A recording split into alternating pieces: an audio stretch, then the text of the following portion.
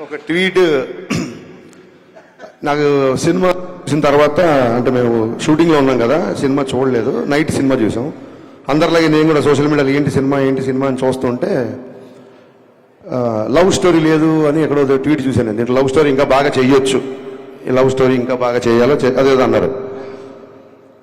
నాకు అనిపించింది ఇప్పుడు ఏమైనా టైటిల్ ఏమైనా ప్రేమ పావురాలు అని పెట్టారా దీనికి? మన లవ్ స్టోరీ ఎక్స్పెక్ట్ చేయడానికి ప్రేమ పావురాలు, ప్రేమ పంజరం, ప్రేమాలు ఏమైనా పెట్టామా టైటిల్? తుపాకీ పట్టుకొని అంత గడ్డం పెంచుకొని షూట్ చేసుకుంటూ వెళ్తుంటే ఇలా లవ్ స్టోరీ ఎక్స్పెక్ట్ చేసామంటే ఏంటి అసలు నాకు అర్థం కాలే. బేసిక్గా మీరు అంటే ఇప్పుడు ఏం మాట్లాడినా మళ్ళీ ఏమవుతుందంటే మళ్ళీ కాంట్రవర్సీ అదన్నాడు ఇదన్నాడు ఇవన్నీ అనుకుంటారు. మీరు అనుకోవడం మానరు, నేను అనడం మాను, అది సరిపోతుంది. అలాగా కార్తీక్ అనే వ్యక్తి గురించి ఒకసారి ఆలోచించుకుందాం. క్రిటిసైజ్ చేసే ముందు అన్ని సినిమాలు అందరికి నచ్చాలని లేదు. చాలామంది నా దగ్గరకు వచ్చి సార్ మీ గబ్బర్ సింగ్ అంటే మీ మిరప కంటే షాక్ నచ్చింది అంటుంటారు. ఏం మాట్లాడి నేను తెల్లమో వేసుకొని నిలబడతా, నీలాంటి వాళ్ళు ఆ రోజు స్టేట్ అంతా ఉంటే బాగుండు అనుకుంటా. అన్ని సినిమాల్లో అందరికి నచ్చాలని రూల్ లేదు.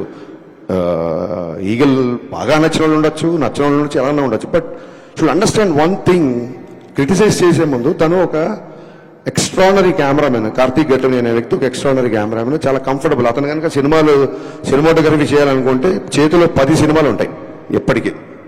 నాకు తెలిసి చాలామంది నా దగ్గరకు వచ్చి మా అసిస్టెంట్స్ లేకపోతే యంగ్స్టర్స్ వచ్చి కథలు చెప్తే మేము డైరెక్షన్ చేద్దాం అనుకున్నప్పుడు కెమెరా అంటే కార్తీక్ కావాలి సార్, కార్తీక్ కావాలి సార్, ఇంతమంది చెప్పారు నా దగ్గర.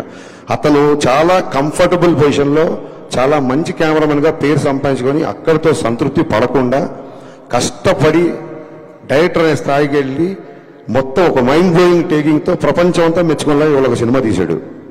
ఆ సినిమా ఎంత కలెక్ట్ చేస్తుంది, ఎన్ని రికార్డులు కొడుతుంది పక్కకు పెట్టే ముందు ఆ వ్యక్తిని క్రిటిసైజ్ చేసే ముందు ఇతని జర్నీ ఏంటి, ఇతను ఎందుకు ఈ సినిమా తీశాడు అని ఒక క్షణమన్నా మనం ఆలోచించాలి కదా.